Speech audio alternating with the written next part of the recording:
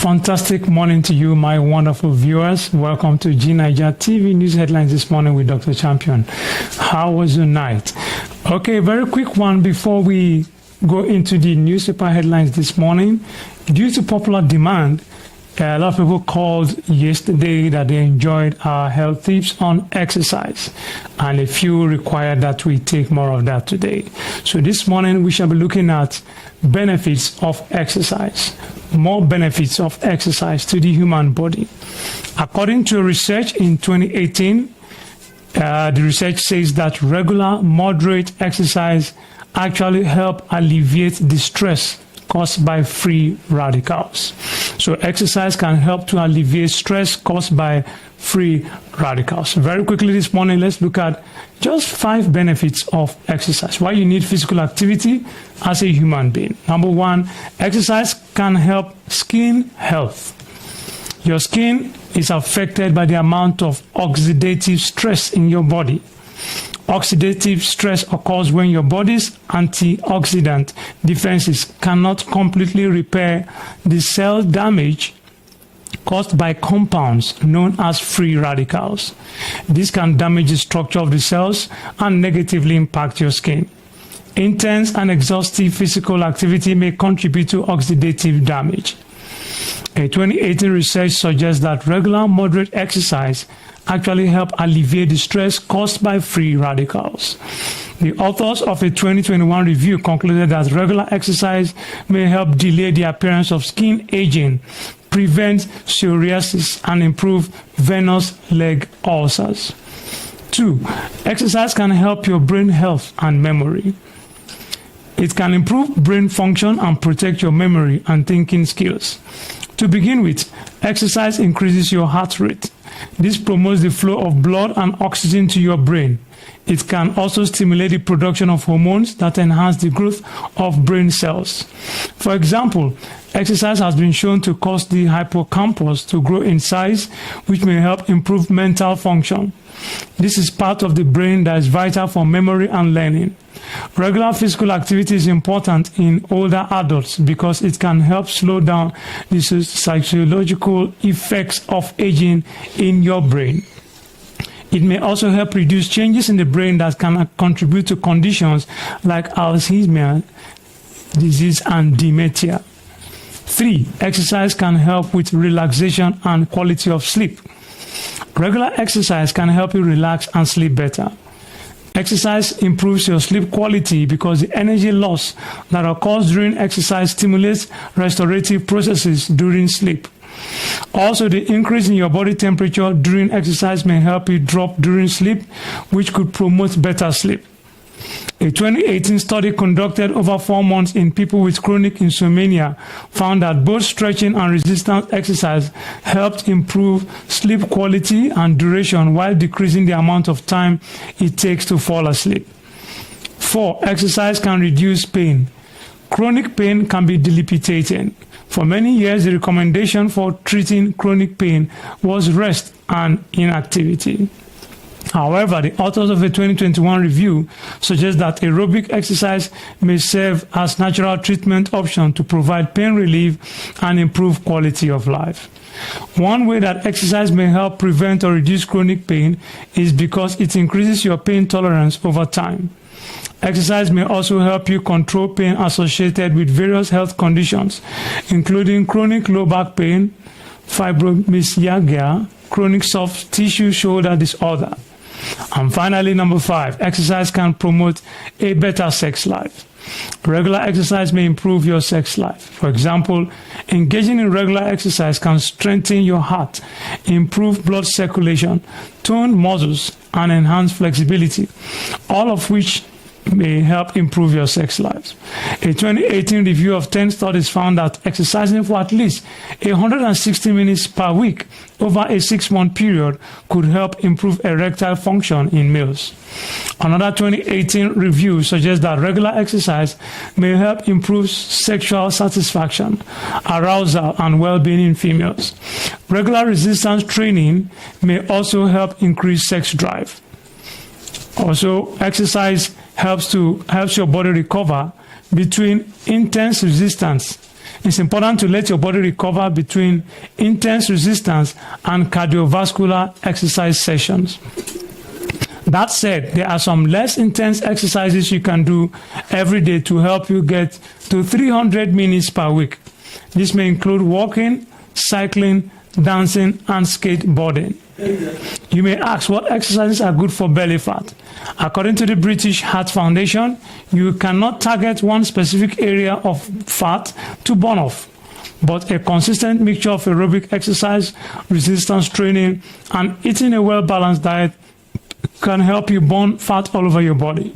Some exercises include swimming, yoga, running, strength training, and rock climbing. Exercise offers incredible benefits that can improve nearly every aspect of your health. Regular physical activity can increase the production of hormones that make you feel happier and help you sleep better.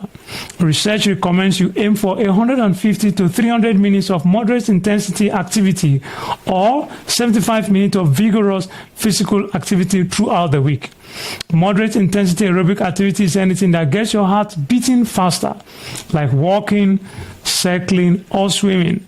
Activities like running or participating in a fitness class count for vigorous intensity. You can use weights, resistance bands, or your body weight to perform muscle strengthening exercises.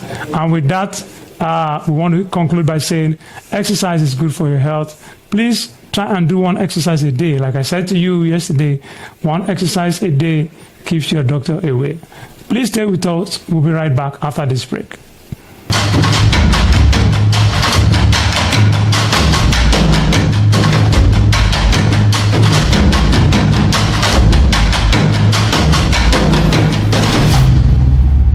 Welcome back, and in case you're just joining us, you're watching the G9ijaTV news headlines, and of course we're looking at the Punch newspaper with this bold headline. So, Governor Sanwo-Olu appoints London to Lagos solo driver Pelumi Nubi tourism ambassador. Wow, congratulations. Now the news in detail. Governor Babajide Sanwo-Olu of Lagos State has appointed a 28-year-old travel content creator, Pelumi Nubi, as the state touring ambassador. This was made known by the governor's senior special assistant on new media, Jubril Gawat, in a tweet via his profile on X on Monday. He said, "Welcome, Pelumi Nubi, our brand new Lagos ambassador. She gets a brand new car from Governor Babajide Sanwo-Olu, a new home in Lagos, a customized plate number, and one more thing, she's donating her vehicle, the one she used for the trip, to our brand new J. Rondo Center for Yoruba Culture and History as monumental gift to Lagos State." Nubi, who completed her solo road trip from London, UK to Lagos, Nigeria on Sunday, was received at the Nigerian-Benin Republic border on behalf of Lagos State government by the State Commissioner for Tourism, Arts and Culture, Mrs. Toke Benson Awoyinka, and the Special Advisor Tourism, Arts and Culture, Idris Aregbe. Nubi embarked on her solo trip in a car on 30th of January 2024. Wow, congratulations to you, Pelumi, and thank you for making Nigeria proud. And still on the Punch newspaper, we look at another headline. Obaseki swears in new deputy as Assembly sacks Shuaibu. Now the news in detail. 18 members of the Edo State House of Assembly on Monday voted to impeach the deputy governor of the state, Philip Shaibu. This follows the consideration of the report of the 7-man panel to set up by the Chief Judge of the state, Justice Daniel Okungbowa. In attendance at the House sitting were 20 members, including the Speaker, Blessing Agbebaku, but 18 members voted for the impeachment while 1 member abstained. The Deputy Governor's impeachment commenced with the Clerk of the House reading out Order 10, presentation and consideration of the report of the 7-man panel, which probed allegations of perjury and leaking of the government secrets against Shuaibu. Shortly after, the Majority Leader of the House, Charity Arugbarugbe, representing Ovia Northeast 1, moved that the report be considered. Details of that can be seen in the Punch newspaper. And still on the Punch newspaper this morning, we have federal government tackles mounting electricity debt, hikes tariff for Band A. Now the news in detail. Despite the hues and cries of Nigerians who are still battling with the aftermath of the petrol subsidy removal, the federal government last week removed the subsidy on electricity being consumed by customers on Band A feeders in a bid to tackle its mounting debt in the sector. A few months after he assumed office as the Minister of Power, Adebayo Adelabu made known his intention to remove the subsidy on electricity, saying the federal government could no longer shoulder the responsibility. As gathered, the federal government was set to remove the subsidy in January, but President Bola Tinubu was said to have delayed the process. As it happened with the petrol subsidy, the government and major players in the power sector agreed that customers be allowed to pay for the electricity they consume, while those in the government clamored for an end to the electricity subsidy regime because, according to them, it was no longer sustainable. Investors in the supply chain want a fully deregulated power sector, saying lack of liquidity was killing the industry. Initially, Tinubu had refused to grant the request despite the pressure being mounted on him. The president was aware that the Nigerian economy ran into a problem after he removed the fuel subsidy upon assumption of office. This, coupled with his policy to float the naira, has made feeding difficult for many Nigerians as prices of commodities continue to skyrocket. Our correspondent learned that the stakeholders have succeeded in convincing Adelabu that the only way to have an effective power sector was to allow liquidity through cost-reflective tariffs, which could only be achieved if the government removed the subsidy and allow customers to pay their consumption. Details of that can be seen in the Punch newspaper. We shall go on a commercial break, and when we come back, we shall be rounding up newspaper headlines this morning. Please stay with us.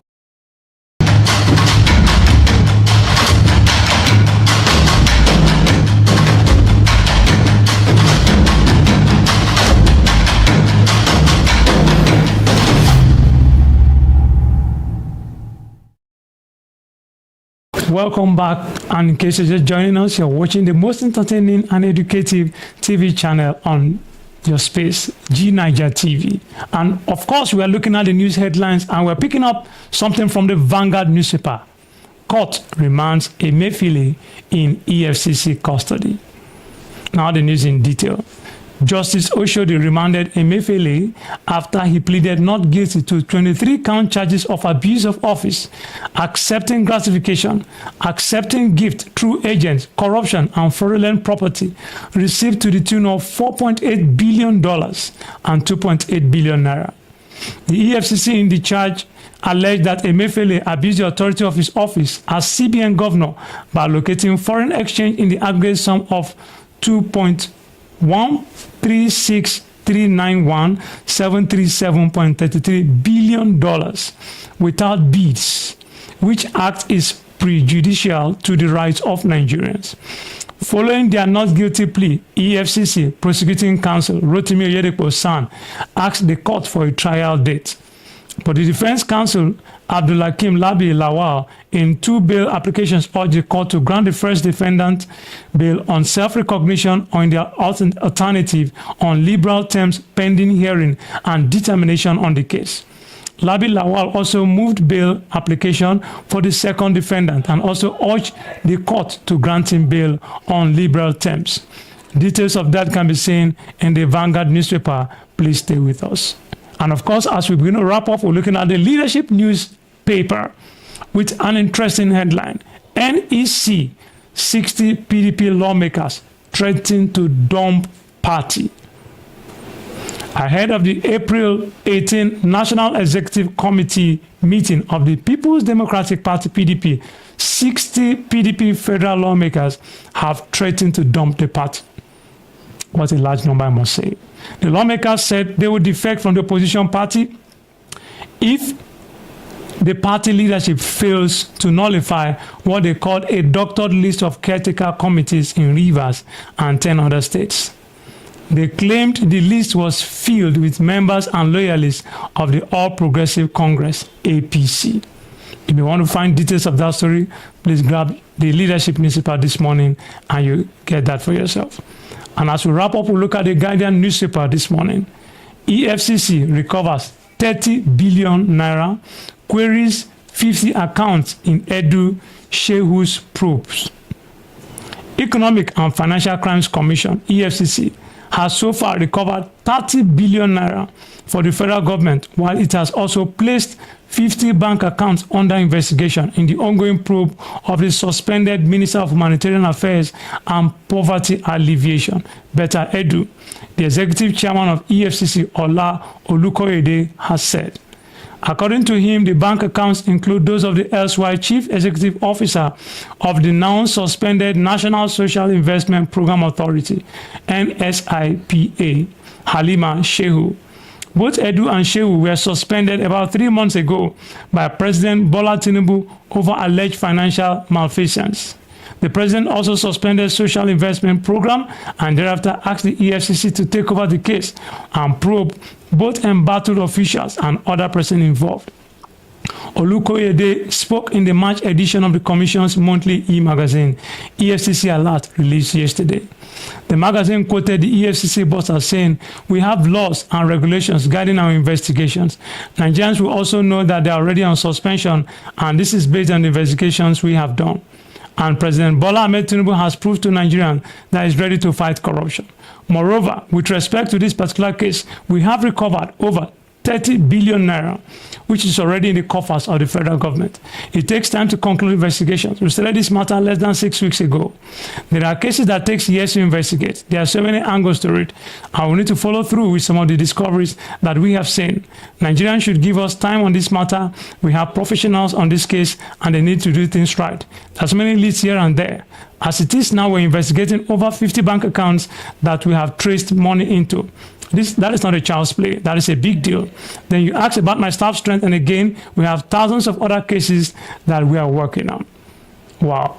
Okay, you can grab more of those details from the Guardian newspaper. And with that, we conclude G9ijaTV News headlines this morning. I want to say happy holidays to all our Muslim brothers and sisters. I want to wish all our fellow Nigerians a wonderful holiday today.